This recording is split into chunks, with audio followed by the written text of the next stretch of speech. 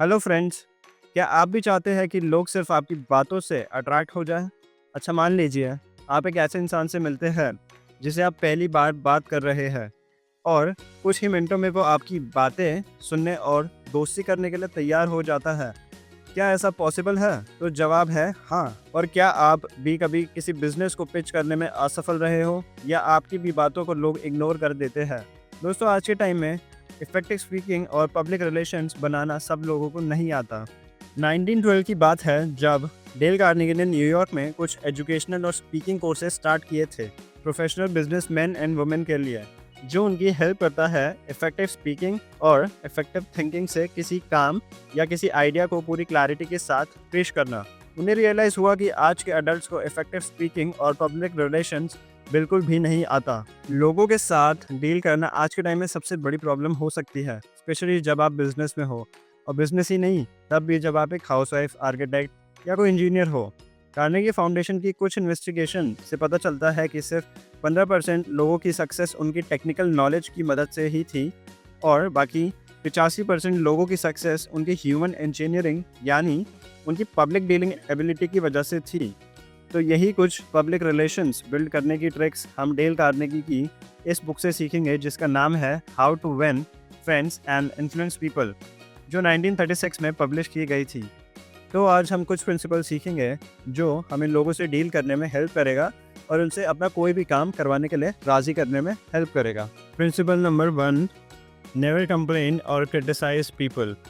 देखो, आज के टाइम में मुझे लगता है क्रिटिसिज्म बिल्कुल बेकार और यूजलेस है, क्योंकि इसमें दोनों पार्टीज ही अपने डिफेंस में बोल रही होती है और सिर्फ दूसरे को गलत प्रूफ करने के लिए और खुद को सही साबित करने के लिए। क्रिटिसिज्म कभी कभी बहुत खतरनाक भी हो सकता है, क्योंकि ये किसी की महत्वता और उनके कर्व को ठेस पहुंचाता है और किसी के भी अंदर नाराज़गी पैदा कर सकता है। इसको एक कहानी से समझते हैं।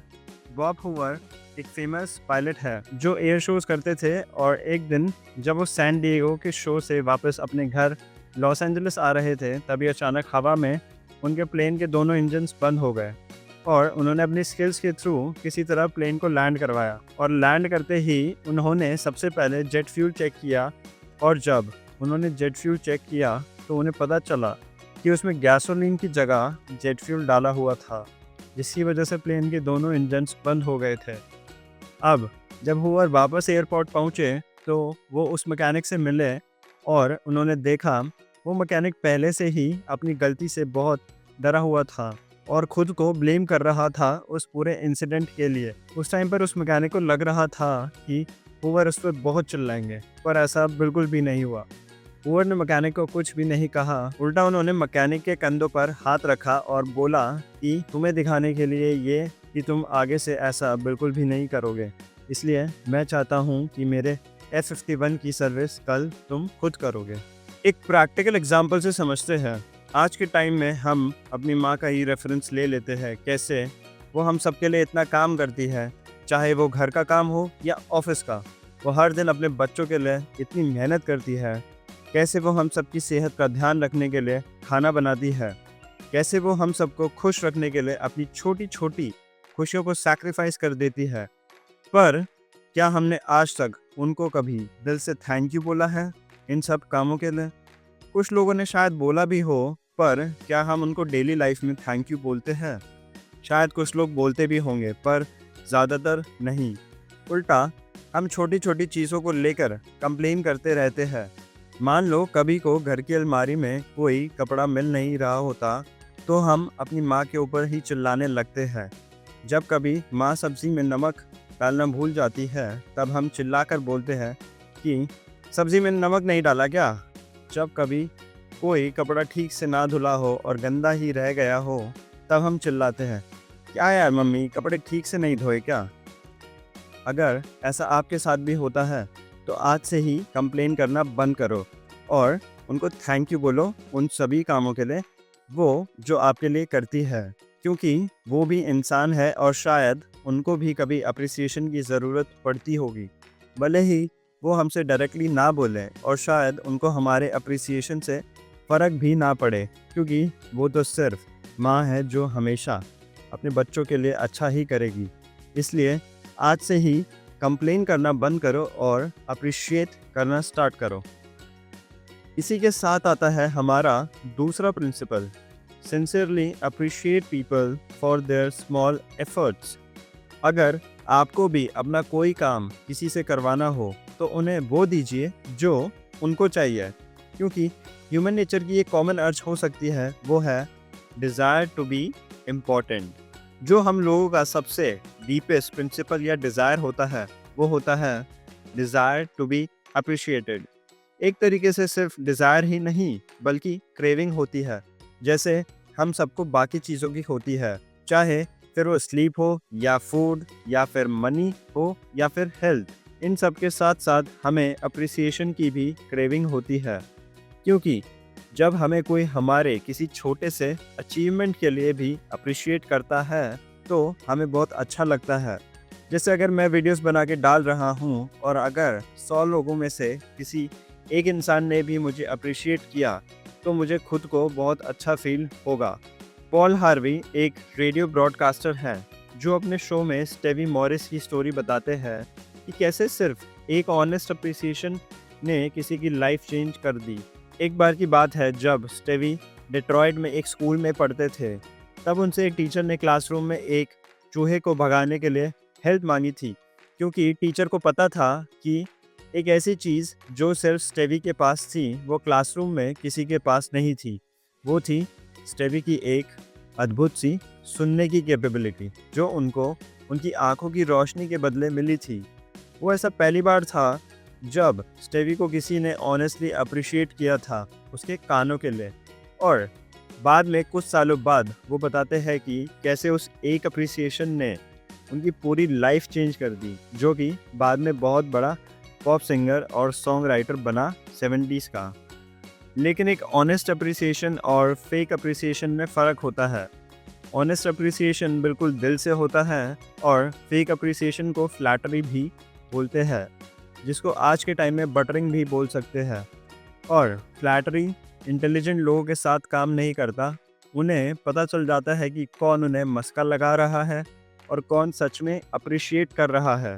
फ्लैटरी इनसिंसियर होता है जबकि अप्रिसिएशन सिंसियर होता है। फ्लैटरी सिर्फ मुंह से बाहर आता है और अप्रिसिएशन दिल से बाहर आता है। एक सेल्फिश होता है तो दूसरा अनसेल्फिश। इसलिए हमें कुछ टाइम के लिए खुद के बारे में ना सोच के सामने वाले के अच्छी चीज़ों के बारे में भी सोचना चाहिए और उनको इम्पोर्टेंट महसूस करवाना चाहिए। और जैसा कि राल्फ वाल्डो एमर्सन भी बोलते हैं कि जिस भी नए इंसान से मैं मिलता हूँ उसको मैं किसी एक चीज़ में सुपीरियर समझता हूँ और उनसे सीखने की काबिलियत रखता हूँ।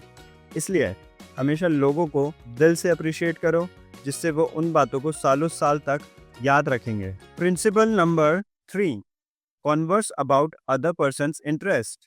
एक अच्छा कॉन्वर्जेशनलिस्ट बनने के लिए एक की पॉइंट जानना बहुत ज़रूरी होता है। नोट कर लेना कि सामने वाले इंसान को कौन कौन सी चीज़ें पसंद है या उनका इंटरेस्ट किस में है। इसलिए किसी से भी बात करने से पहले हमें उनके बारे में थोड़ी रिसर्च कर लेनी चाहिए, ताकि हम ज़्यादा उनके इंटरेस्ट से रिलेटेड बात कर सके बजाय अपने इंटरेस्ट के। एक बार की बात है, न्यूयॉर्क के एक होटल को मिस्टर हेनरी जी डुवर्नॉय, जिनकी बहुत बड़ी बेकिंग फर्म थी न्यूयॉर्क में, वो उस होटल के साथ बिजनेस करना चाहते थे। पर जब भी उन्होंने उस होटल के साथ बिजनेस करने का ट्राई किया, वो हमेशा फेल हो गए। वो 4 साल से होटल के मैनेजर को हर हफ्ते कॉल भी किया करते थे। वो उन सोशल इवेंट्स में भी गए जहां उस होटल का मैनेजर जाता था। इवन वो उस होटल के रूम्स में भी रहे, पर उनको हमेशा ही असफलता मिली। फिर जब मिस्टर डुवर्नॉय ने ह्यूमन रिलेशंस के बारे में पढ़ा, तो उन्होंने अपनी टैक्टिक्स को चेंज किया और उन चीज़ों पर ध्यान दिया जिसमें दूसरे इंसान का इंटरेस्ट हो, ना कि हमारा खुद का इंटरेस्ट। सो मिस्टर डुवर्नॉय को पता चला कि उस होटल का owner society of hotel executive से है, जिसको अमेरिका में होटल ब्रीटर्स भी बोला जाता है। यही नहीं, बल्कि इस चीज़ में उनका इंटरेस्ट होने की वजह से ही आज वो उस ऑर्गेनाइजेशन के प्रेसिडेंट भी है। सो अगले दिन जब मिस्टर डुवर्नॉय उन्हें मिले तो उन्होंने ग्रीटर्स के बारे में बात करना स्टार्ट कर दिया। और आप बिलीव नहीं करोगे, उन्होंने डुवर्नॉय के साथ करीब आधे घंटे तक बात करी। इस बातचीत के दौरान उन्होंने अपनी ब्रेड के बारे में कुछ भी बात नहीं करी। पर कुछ दिन बाद जब उस होटल के किसी सुपरवाइजर ने मिस्टर डुवर्नॉय को फ़ोन किया और बोला कि आप अपने सैंपल्स और उनके प्राइसेस के साथ होटल आ जाओ। जैसे ही वो होटल पहुंचे, सुपरवाइजर मिस्टर डुवर्नॉय से बोलते हैं कि पता नहीं तुमने उस बूढ़े आदमी के साथ क्या किया है, पर वो इंसान आपसे बिल्कुल राज़ी है। कहाँ मिस्टर डुवर्नॉय 4 सालों से उस होटल के ओनर को ब्रेड बेचने की कोशिश कर रहे थे, पर कुछ काम न आया था। पर सिर्फ इस एक सिंपल ट्रिक की मदद से कि उस होटल के ओनर को क्या पसंद है, उसका इंटरेस्ट किस में है, ये जानकर ही उन्होंने उनको मनाया बिजनेस करने के लिए। तो यानी कि दूसरे इंसान के इंटरेस्ट के बारे में बात करना ही दोनों ही पार्टीज के फायदे में रहता है। चलो मान लेते हैं कि मैं किसी इवेंट में एक लड़की से मिला और मैं सिर्फ उससे अपने हॉबीज़ के बारे में ही बात करने लग गया कि देखो मुझे क्रिकेट खेलना बहुत पसंद है और विराट कोहली मेरा फेवरेट प्लेयर है। तो क्या अगला इंसान मुझ में अपना इंटरेस्ट दिखाएगा? नहीं। और शायद अगर मैं उसके फ़ोन में गलती से देख लूँ कि उसने बहुत सुंदर सी पेंटिंग का वॉलपेपर लगा रखा है, तो मैं उससे उस पेंटिंग के बारे में पूछ सकता हूँ। उसे पेंटिंग बनाने के पीछे उसके इमोशंस के बारे में पूछ सकता हूँ। उसके फेवरेट आर्टिस्ट के बारे में पूछ सकता हूँ। ऐसी चीज़ें पूछकर मैं अपने इंटरेस्ट की केयर करे बिना उसके इंटरेस्ट की चीज़ों के बारे में उत्सुक हूँ, और जिससे उस इंसान के ज़्यादा चांसेस हो जाएंगे मुझ में भी इंटरेस्ट रखने के। तो दोस्तों, अगर आप चाहते हैं कि लोग आपसे अट्रैक्ट हो, आपकी बातें ध्यान से सुने और आपको पसंद करें, तो बस ये प्रिंसिपल्स अपनी लाइफ में इम्प्लीमेंट कीजिए। लोगों को क्रिटिसाइज़ करना बंद कीजिए, उनकी छोटी छोटी चीज़ों को अप्रिशिएट कीजिए और उनके इंटरेस्ट की बातें कीजिए। डेल कार्नेगी की किताब ने दुनिया भर के लोगों की लाइफ बदली है, और अगर आप भी इन टेक्निक्स को अपनी डेली लाइफ में अप्लाई करेंगे तो आप भी एक मैग्नेटिक पर्सनालिटी बन सकते हैं।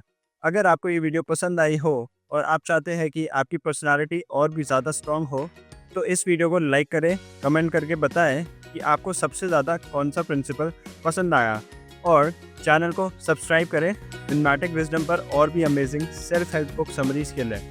मिलते हैं नेक्स्ट वीडियो में एक नए टॉपिक के साथ। तब तक के लिए कीप लर्निंग एंड कीप